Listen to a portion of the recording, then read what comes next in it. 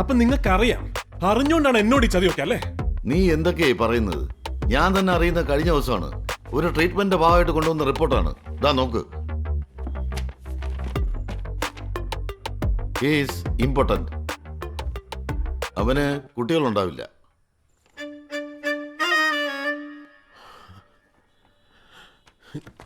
ഉപദ്രവിക്കരുത്. ഇപ്പോഴാണ് അച്ഛാ നിങ്ങളെ കൊണ്ട് എന്തെങ്കിലും ഒരു പ്രയോജനം ഉണ്ടാവുന്ന.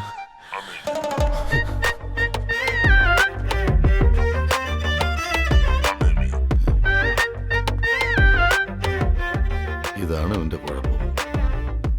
എന്താ പറഞ്ഞത്? നീ കമ്പനിയിൽ നടത്തിയ കോടികളുടെ തിരിമറി, അതിന്റെ പേരിലുള്ള പോലീസ് കേസ്, പിന്നെ വ്യാജ പാസ്പോർട്ട് എടുത്ത് ഏതോ ഒരു സ്ഥലമുണ്ടല്ലോ, നമീബിയ.